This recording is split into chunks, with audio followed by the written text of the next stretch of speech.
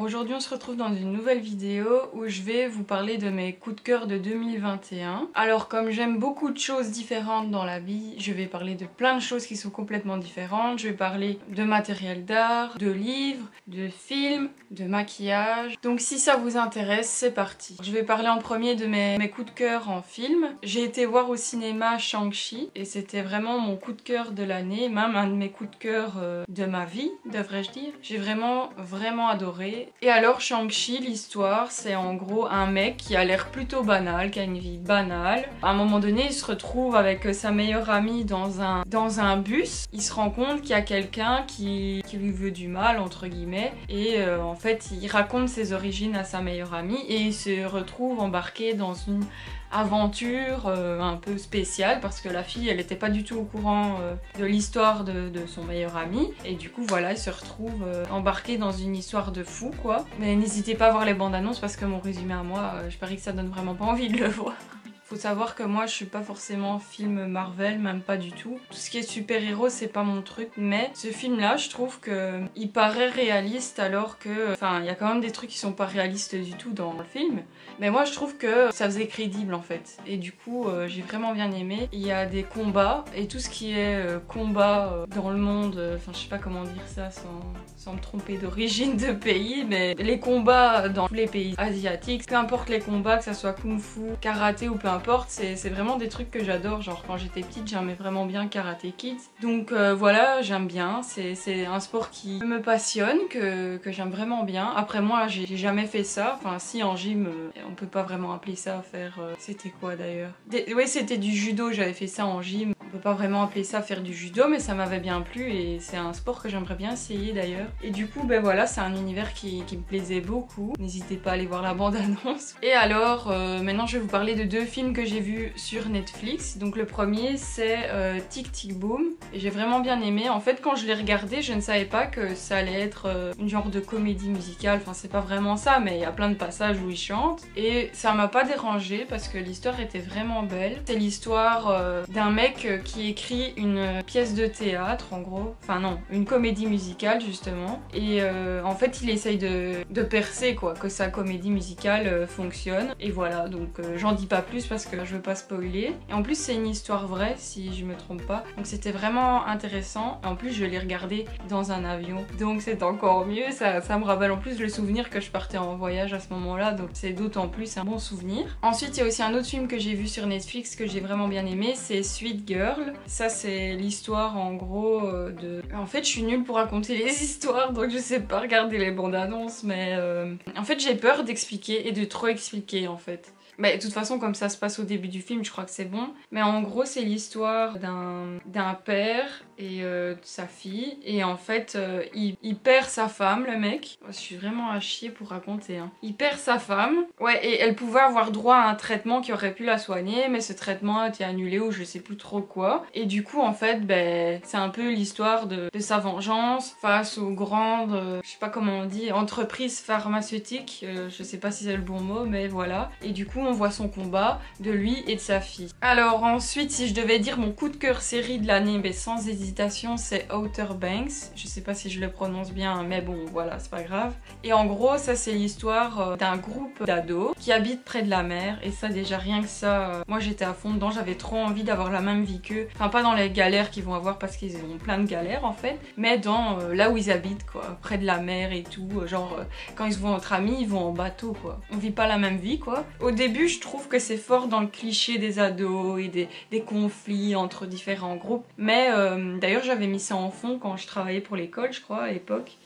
Et je dis ça à l'époque comme si c'était il y a 4 ans, c'était il y a 1 an quoi. Et donc je regardais cette série en fond, puis à un moment donné j'ai été prise dedans et j'ai regardé, je dirais que les 3-4 premiers épisodes de la saison 1, ben on est fort dans les clichés, c'est pas encore terrible, mais après il y a de l'action, je trouve un truc de fou quoi. Franchement ça s'arrête jamais. Et en gros il y a dans la saison 1 une enquête un peu avec un trésor en fait qu'ils essayent de trouver, et puis ils sont embarqués dans plein de problèmes, d'histoires l'histoire et franchement ça n'arrête pas. Et la saison 2 par contre faut pas attendre pour être dedans, on est direct dedans et ça n'arrête pas. Et franchement j'ai vraiment adoré cette série, c'est une de mes séries préférées. Et sinon pour les autres séries, j'en ai pas une qui me vient en tête quoi. J'en ai regardé mais genre Riverdale, parfois ça part tellement en couille que je peux pas dire que c'est ma série préférée, mais j'ai regardé. Alors aussi cette année j'ai lu quelques livres et dans mes coups de cœur, alors mon coup de cœur en premier c'est ça, donc c'est Tout quitter de Anaïs Vanel et j'ai vraiment adoré. Mais avant de vous expliquer un peu le livre, faut savoir que c'est pas vraiment une histoire en fait, genre en fait c'est l'histoire de la fille qui écrit, donc c'est une autobiographie et en fait un jour, donc je vous explique, elle décide de tout quitter, voilà pourquoi le titre. Donc elle travaille dans une boîte et elle se dit qu'elle veut changer de vie et un jour elle part en voiture et elle s'en va près de la mer. Bon comme vous voyez il y a toujours des thématiques de mer qui m'emballent, voilà. Le livre c'est vraiment tous des petits passages, ça se lit vraiment super vite. C'est un peu ce qui lui vient à l'esprit quand elle vit les moments quoi. Et donc elle apprend à surfer dans l'histoire. Et ça non plus je ne dévoile rien vu qu'on voit carrément une planche de surf. En fait elle fait un peu des parallèles entre apprendre à surfer et puis d'un truc qu'elle va vivre, elle va se rappeler d'un souvenir d'enfance par exemple ou autre. Du coup elle fait des parallèles entre sa vie de maintenant à sa vie d'avant en fonction de ce qu'elle vit à l'instant et des expériences qu'elle fait. Donc j'ai vraiment aimé parce que c'était vraiment joli, ça faisait réfléchir, c'était un peu poétique. Enfin moi j'aime bien quand je lis un livre qui ait une histoire et qu'aussi il y ait des passages qui soient tellement beaux que j'ai envie de les prendre en photo, de les mettre sur Instagram, vous voyez ce que je veux dire. Et donc voilà, bon après ici il n'y a pas vraiment d'histoire mais moi ça m'a pas déplu. En tout cas moi j'ai vraiment bien aimé, mais je ne le recommanderais pas à tout le monde parce que si vous lisez un livre pour vraiment lire une histoire alors vous risquez d'être déçu. Par contre si vous aimez bien avoir des petites réflexions un peu philosophiques en lisant et avoir de beaux passages bien écrits, joliment dit, alors peut-être que ça va vous plaire. Et en tout cas ça se lit très facilement et très vite. Alors deuxième coup de cœur livre, c'est Songe à la douceur de Clémentine Beauvais. Alors ça c'est un livre en fait en vers libre qu'on appelle, donc c'est un peu comme de la poésie mais ça se lit quand même assez facilement et il y a vraiment une histoire quoi, c'est pas juste de la poésie. Et ici en fait ça raconte l'histoire d'amour de deux personnes. Ils se recroisent des années plus tard alors qu'avant ils étaient amoureux, mais au fur et à mesure de l'histoire on se rend compte pourquoi ils ont arrêté de se voir à ce moment là. Donc il y a un peu des flashbacks d'avant et de leur vie maintenant. Et il faut savoir que moi tout ce qui est flashback, que ce soit dans les films ou quoi, j'ai vraiment du mal à suivre le truc, mais là j'ai pas eu du mal, donc je crois que si moi j'ai pas eu de mal, vous n'aurez pas de mal non plus. Donc c'est vraiment pas mal. Après je pense que déjà l'histoire d'amour elle est très très belle, donc je recommande, mais peut-être que l'effet poétique et tout peut ne pas plaire je pense, donc voilà je préfère le préciser aussi. Alors ensuite un autre coup de cœur livre c'est Mes desserts maison de l'atelier de Roxane, donc la youtubeuse qui fait des vidéos de pâtisserie, voilà. Et franchement quand j'ai vu son livre en fait j'ai un peu regardé par curiosité parce que je ne la suis pas plus que ça, j'ai déjà regardé 2-3 tutos gâteaux et machin, surtout que j'aime bien faire de la pâtisserie, mais à vrai dire voilà j'aurais pas acheté son livre parce que je suis fan d'elle comme ça quoi. Et du coup je l'ai vu et par curiosité au magasin je l'ai feuilleté et j'ai trouvé vraiment que la mise en page elle était vraiment super sympa. Et moi en étant graphiste malgré tout je suis vraiment un public cible à ce niveau là et ça peut faire en sorte que j'achète quelque chose. Et j'ai envie de dire heureusement parce que sinon ça voudrait dire que mon métier sert un petit peu à rien. Donc voilà je vous montre un peu la mise en page et tout, je trouve qu'il y a vraiment des effets vraiment pas mal. Et en fait le but un peu du livre c'est de limiter le sucre et de faire soi-même ses desserts et de ne plus acheter de biscuits dans les grandes surfaces. Et comme moi en plus il y a pas longtemps j'ai appris que j'étais intolérante au fructose en ce moment, et je le suis aussi au lactose, mais bon ça depuis très longtemps. Et du coup en ce moment je dois faire mes pâtisseries moi-même et je ne peux plus manger des biscuits industriels parce que le sucre qu'il y a dedans je ne le digère pas, voilà. Moi je trouve que c'est plus les légumes et les fruits qui me posent problème plutôt que les biscuits, mais bon bref c'est un autre sujet. Et du coup en fait je dois faire des pâtisseries moi-même en ajoutant du sirop de glucose pour qu'il soit plus parce que ça je peux le digérer, et en fait le glucose permet de digérer le fructose plus facilement. Et donc je fais en ce moment beaucoup de gâteaux, beaucoup de choses moi-même, et du coup je trouvais que ce livre tombait vraiment à pic parce que non seulement elle réduit la quantité de sucre, mais en fait on se rend compte qu'on n'a pas besoin d'autant de sucre parce que les pâtisseries sont tout aussi bonnes, et en même temps elle propose propose de garder, de conserver des biscuits qu'on fait pendant un petit moment et tout. Et ça, je trouve ça vraiment bien parce qu'on voit combien de temps on peut garder un gâteau, comment on le conserve. Enfin, elle explique vraiment des astuces qui sont vraiment pas mal. Et j'ai trouvé vraiment que le livre était vraiment génial. Et c'est des recettes, il y en a des très simples qui vont vite comme un gâteau yaourt qui est dedans, ou il y en a des un peu plus compliqués comme par exemple faire un Kinder Delice. Ce qui est bien, c'est qu'en fait c'est des recettes un peu tendance on va dire et qu'on a envie de faire, parce qu'il y a certains livres de recettes, c'est un peu barbant et en fait il y a 2 recettes que tu veux faire dedans, alors que là je trouve franchement il y en a au moins une dizaine qu'on a envie de faire quand on le feuillette et ça donne vraiment envie de les faire quoi, voilà. Alors pour parler de mes coups de cœur en maquillage, bon comme je suis pas youtubeuse beauté, moi j'ai pas testé 1 million de trucs et comme je ne reçois pas de produits gratuits, j'avoue que les tests sont un petit peu réduits. Ma palette préférée de cette année ça a été Nikita de Morphe et je ne sais pas si elle est sortie cette année là, mais en tout cas moi je l'ai achetée cette année là, donc voilà. Et j'ai vraiment adoré, donc je vous montre l'harmonie des couleurs. Bon évidemment c'est fort coloré, donc si vous n'aimez pas trop les maquillages colorés, je ne sais pas si ça vaut la peine de la prendre, mais comme vous pouvez voir ici toute la première rangée c'est quand même vachement nude, donc il y a moyen d'en faire pour tous les goûts et de mettre des touches de couleur dans un maquillage nude pour commencer par exemple si vous n'êtes pas à l'aise avec la couleur. Et je l'ai trouvé vraiment super, et par exemple ici c'est bête mais c'est une couleur un peu corail que j'ai vraiment nulle part ailleurs et je la trouve vraiment super, donc voilà, je l'ai adoré. Alors aussi j'ai testé les pinceaux de Primark et en tout cas ça dépend d'un pinceau à l'autre parce que j'en ai plusieurs et ils sont pas tous aussi bien, mais ceux-là que j'ai achetés ils étaient d'une douceur et ils sont vraiment super bien. C'est pas super cher non plus et en plus j'ai envie de dire qu'il est sublimissime, voilà, faut le dire.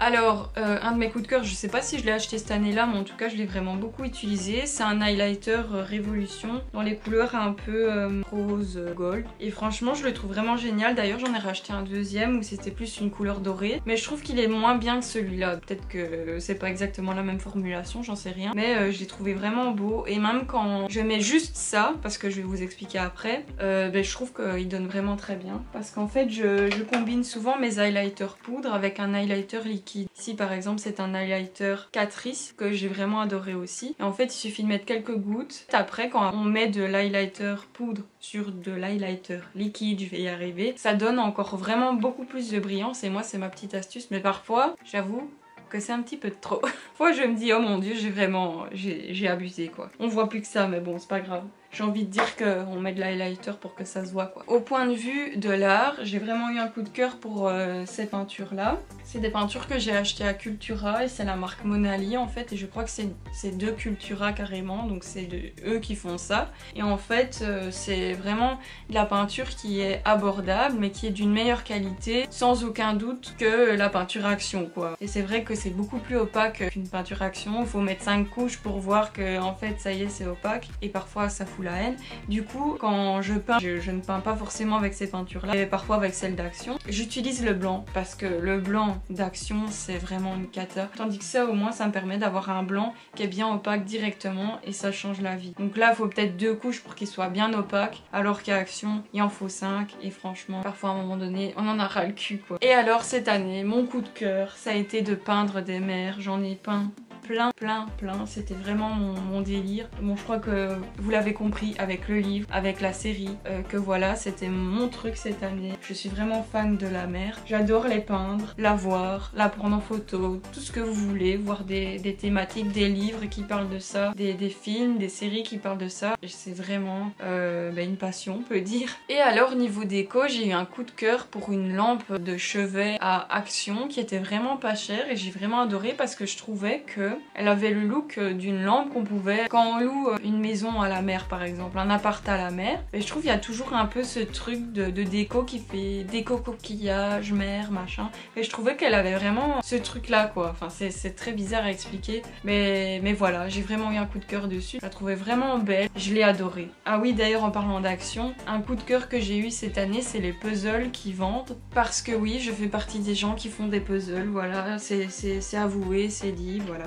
Et donc ça c'est un puzzle que j'ai déjà fait qui était magnifique et en fait c'est des puzzles de 1000 pièces qui vendent et ça coûte je crois 3-4 € pas plus et franchement ils sont géniaux. Peut-être la boîte vous voyez quand à un moment donné elles s'abîment, c'est pas de la qualité, mais les pièces en soi, moi perso je vois pas de différence. Il n'y avait pas de pièces manquantes, rien du tout. Vraiment j'ai adoré.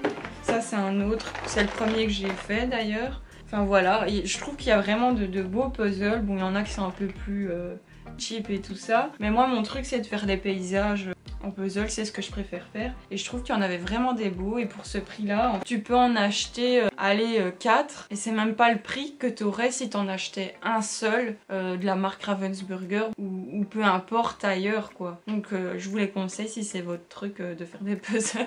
Donc voilà, je crois que j'ai plus ou moins parlé près de tous mes coups de cœur de cette année, enfin du moins quelques-uns, ceux auxquels j'ai pensé. Donc voilà, s'il y a certaines choses qui vous font envie et que j'en ai parlé, eh bien n'hésitez plus. Et merci d'avoir regardé cette vidéo, n'hésitez pas à vous abonner si ce n'est pas encore fait. Alors aussi, vu que voilà, on parle des coups de cœur de l'année 2021, ben j'ai envie de vous dire que pour l'année 2022, une de mes résolutions c'est de faire plus de vidéos, mais bon, la dernière fois que je vous ai dit ça, c'était quand? Il y a 9 mois. Donc c'est dire comme je tiens quand je dis que je vais faire des vidéos régulièrement. Mais en tout cas, je vais essayer, j'en ai l'envie. Donc n'hésitez pas à vous abonner. Aussi, je ne sais pas si vous avez vu ma dernière vidéo.